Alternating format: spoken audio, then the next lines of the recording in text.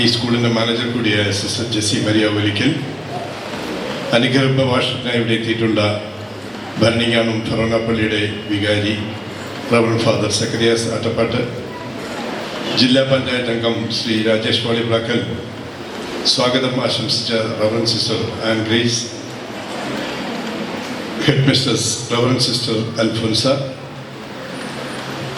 PTA president എൻ്റെ പ്രിയ സുഹൃത്ത് ബ്ലോക്ക് പഞ്ചായത്ത് മെമ്പർ കൂടിയായ Shri Jetto Jose, Shrimati Jaimol Vadana, sister Julie Jose, Kumari Swathi Krishna, Kumari Anjana Krishna B, ഈ സ്കൂളിൽ നിന്നും ഈ വർഷം വിരമിക്കുന്ന ആരാധ്യരായ reverend sister Ance, sister Lisieux, പ്രിയപ്പെട്ട വിദ്യാർത്ഥികളെ, അധ്യാപക അനധ്യാപക സുഹൃത്തുക്കളെ, പ്രിയപ്പെട്ട സിസ്റ്റേഴ്സ്, വളരെയേറെ അഭിമാനം തോന്നുന്ന ഈ സ്കൂളിൻ്റെ 94ാമത് വാർഷിക യോഗത്തിൽ പങ്കെടുക്കുമ്പോൾ പ്രൗഢഗംഭീരമായ ഒരു വരവേൽപ്പാണ് തന്നത്.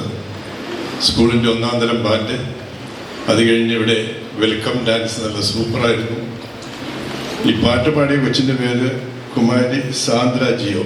ഈ സ്കൂളിൽ നിന്നും സിനിമാ നടികളുണ്ടായിട്ടുണ്ട്, IPSകാരുണ്ടായിട്ടുണ്ട്, ഒരു ചലച്ചിത്ര പിന്നണിക്കായി കൂടി ഉണ്ടാവാൻ പോവുകയാണെന്ന് എനിക്ക് തോന്നുന്നു. അവരെ ഇതിൻ്റെ പരുവത്തിന് ആക്കിയെടുത്ത, ഇതൊക്കെ പഠിപ്പിച്ചെടുത്ത പാഠ്യവിഷയങ്ങൾക്കൊപ്പം തന്നെ പാഠ്യേതര വിഷയങ്ങൾക്കും പ്രാധാന്യം കൊടുത്തുകൊണ്ട് അവരെ ഈ നിലകളിലേക്ക് എത്തിച്ച എല്ലാ അധ്യാപികമാരെയും ഞാൻ അഭിനന്ദിക്കുകയാണ്. ഞാൻ നിങ്ങൾക്ക് വേണ്ടി തോമസ് ആൽവ എഡിസന്റെ ജീവിതത്തിലെ ഒരു അനുഭവം പറയാൻ ആഗ്രഹിക്കുകയാണ്. തോമസ് ആൽവ എഡിസൺ ആരാന്നറിയാമോ? ഇലക്ട്രിക് ബൾബ് കണ്ടുപിടിച്ചത് അദ്ദേഹമാണ് ആദ്യമായി ലോകത്തിൽ. അദ്ദേഹം ഇലക്ട്രിക് ബൾബ് കണ്ടുപിടിച്ചു, അതിൻ്റെ പ്രദർശനം ലോകം മുഴുവൻ അറിയിച്ചു. ആ പ്രദർശന ദിവസം അദ്ദേഹത്തിൻ്റെ 2 അസിസ്റ്റന്റ്മാർ ഈ ബൾബ് ഒരു ട്രെയിലാക്കി സ്റ്റേജിലേക്ക് കൊണ്ടുവരുമ്പോൾ ബൾബ് 2 താഴെ വീണ് പൊട്ടിപ്പോയി. അദ്ദേഹം പറഞ്ഞു, പേടിക്കണ്ട, നാളെ 24 മണിക്കൂറുള്ളിൽ ഇതേ സമയം ഈ ബൾബിൻ്റെ പ്രദർശനം നടത്തിയിരിക്കും എന്ന് പറഞ്ഞു. ഇപ്പോൾ കൂടുതൽ ആളുകൾ പിറ്റേ ദിവസം എത്തി. ഈ 2 അസിസ്റ്റന്റ്മാർ തന്നെ ഈ ബൾബുമായിട്ട് വന്നു, ബൾബ് പ്രദർശിപ്പിച്ചു, വിജയകരമായി പ്രദർശിപ്പിച്ചു. അപ്പോൾ ആളുകളൊക്കെ അവിടെ ഇരുന്നവർ അദ്ദേഹത്തോട് ചോദിച്ചു, ഇന്നലെ ഈ ബൾബ് പൊട്ടിച്ചന്മാരല്ലേ വരുമാരെ എന്തിനാ പിന്നെയും ഈ ബൾബ് കൊണ്ടുവരാൻ അനുവദിച്ചത് എന്ന് ചോദിച്ചു. അപ്പോൾ അദ്ദേഹം പറഞ്ഞു, അദ്ദേഹത്തിൻ്റെ എൻ്റെ ജീവിതത്തിലെ അനുഭവം പറയാൻ ഞാൻ ആഗ്രഹിക്കുക. ഞാൻ ഇപ്പോൾ അവരെ മാറ്റിയിരുന്നെങ്കിൽ അവർക്ക് ഒരു പോസിറ്റീവ് എനർജിക്ക് പകരം നെഗറ്റീവ് എനർജിയായി പോകുമായിരുന്നു. ഞാൻ ചെറുപ്പത്തിൽ എൻ്റെ ഒരു പാവപ്പെട്ട വീട്ടിലാണ് ജനിച്ചത്. എൻ്റെ അച്ഛൻ റെയിൽവേയിൽ ഒരു പോർട്ടറായിരുന്നു. അമ്മ അയൽ വീടുകളിലൊക്കെ പോയി ജോലി ചെയ്ത് ആ കാശ് കൊണ്ട് നല്ല ഒരു സ്കൂളിൽ എന്നെ ചേർത്തു. പക്ഷെ നിർഭാഗ്യം എന്ന് പറയട്ടെ, ഞാൻ 7ാം ക്ലാസ്സിൽ പഠിക്കുമ്പോൾ എൻ്റെ അച്ഛൻ ആക്സിഡൻറ്റ് മരിച്ചു. അപ്പോൾ പിന്നെ ജീവിക്കാൻ പഠിക്കാനുള്ള മാർഗം ഉണ്ടാക്കണം. അമ്മ ജോലി ചെയ്ത് കിട്ടുന്ന പൈസ കൊണ്ട് മാത്രം സ്കൂളിൽ ഫീസ് പോലും കൊടുക്കാൻ പറ്റില്ല. ഞാൻ റെയിൽവേ സ്റ്റേഷനിൽ പോയി പുസ്തകങ്ങളും പത്രങ്ങളും വിറ്റു. അതിൽ നിന്ന് കിട്ടുന്ന വരുമാനം അമ്മയെ ഏൽപ്പിച്ചു. അങ്ങനെ മിക്കവാറും സ്കൂളിൽ താമസിച്ചായിരുന്നു ചെല്ലാറുണ്ടായിരുന്നു. ഒരു ദിവസം പ്രിൻസിപ്പള് ഒരു ലെറ്റർ കവറിലിട്ട് ഒട്ടിച്ച് എൻ്റെ തന്നു. ഇത് നീ തുറക്കരുത്, അമ്മയുടെ കൈ കൊണ്ട് കൊടുക്കാൻ പറഞ്ഞു. രാത്രിയിൽ അവൻ അമ്മയോട് ചോദിച്ചു, അമ്മ ആ കത്തിൽ എന്താ എഴുതിയിരുന്നത്? അപ്പം അമ്മ പറഞ്ഞു, നീ നല്ല മിടുക്കനായ ഒരു കുട്ടിയാണ്, മറ്റേതെങ്കിലും സ്കൂളിൽ ചേർത്ത് നിന്നെ പഠിപ്പിക്കണം, ഒരുപാട് വലിയ നിലകളിൽ നീ എത്തും എന്നാണ് പ്രിൻസിപ്പൾ എഴുതിയിരുന്നത്. അപ്പം ഇങ്ങനെ പഠിച്ച് കുറച്ചാൾ കഴിഞ്ഞു, ഇലക്ട്രിക്കൽ എഞ്ചിനീയറായി, നല്ല ജോലി കിട്ടി. അമ്മ മരിച്ചു. അവർ റിസർച്ച് നടത്തി ബൾബ് ഉണ്ടാക്കുന്നതിനെ പറ്റി, ബൾബൊക്കെ ഉണ്ടാക്കുന്ന സമയമൊക്കെ ആയപ്പോൾ പുതിയ വീട് പണിയാൻ തീരുമാനിച്ചു. അപ്പോൾ പഴയ വീട് പൊളിക്കുമ്പം അമ്മയുടെ ആ പഴയ തകരപ്പെട്ടി അവനവിടെ കണ്ടു. അത് തുറന്നു നോക്കിയപ്പം അന്നത്തെ കത്ത് അവിടെ ഇരിക്കുന്നു. ആ കത്ത് തുറങ്ങിയപ്പോൾ കത്തിൽ എഴുതിയിരിക്കുന്ന വാചകങ്ങൾ കണ്ട് അവനെ കണ്ണു നിറഞ്ഞു പോയി. നിങ്ങളുടെ മകൻ ഈ സ്കൂളിൻ്റെ ഡിസിപ്ലിന് ചേർന്ന ഒരുത്തനല്ല, റെയിൽവേ സ്റ്റേഷനിൽ പുസ്തകവും പത്രവും വയ്ക്കുന്നിടത്ത് ഈ സ്കൂളിൻ്റെ സ്റ്റാൻഡേർഡ് ചേർന്നതല്ല, ഈ സ്കൂളിൻ്റെ ഡിസിപ്ലിൻ പാലിക്കുന്നില്ല, എല്ലാ ദിവസവും താമസിച്ചു വരുന്നു. അതുകൊണ്ട് നിങ്ങളുടെ മകനെ ഈ സ്കൂളിൽ നിന്ന് മാറ്റി മറ്റേതെങ്കിലും സ്കൂളിലേക്ക് കൊണ്ടുപോകണം, അല്ലെങ്കിൽ ഞങ്ങൾ ഇവിടുന്ന് പുറത്താക്കും എന്നാണ് എഴുതിയിരുന്നത്.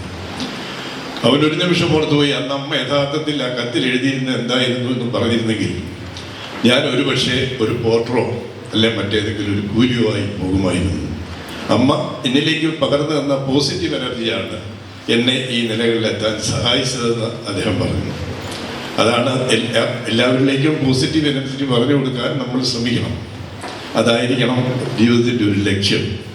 ഈ സിസ്റ്റേഴ്സ് എല്ലാവരും ഇരിക്കുമ്പോൾ ഈ ആനന്ദബോസ് ഉണ്ട്, ബംഗാളിലെ ഗവർണർ. ആ ഗവർണർ പാലായി വന്നപ്പോൾ സിസ്റ്റേഴ്സിനെ പറ്റിയൊരു കഥ പറഞ്ഞു. അദ്ദേഹം ചെറുപ്പത്തിൽ 7ാം ക്ലാസ് വരെ സിസ്റ്റേഴ്സ് പഠിപ്പിച്ച സ്കൂളിലാണ് പഠിച്ചതെന്ന് പറഞ്ഞു. ഞാൻ 4ാം ക്ലാസ് വരെ സിസ്റ്റേഴ്സ് പഠിച്ച സ്കൂളിലാണ് പഠിച്ചിരുന്നത്.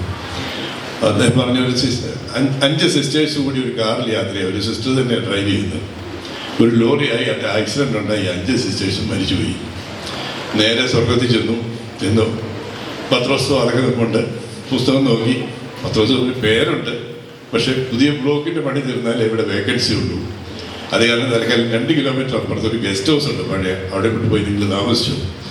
ഇവിടെ വേക്കൻസി ആകുമ്പോൾ വിളിക്കാമെന്ന്. 2 ദിവസം കൂടുമ്പോൾ സിസ്റ്റേഴ്സ് പത്രോസിനെ വിളിച്ച് ശല്യപ്പെടുത്തുക.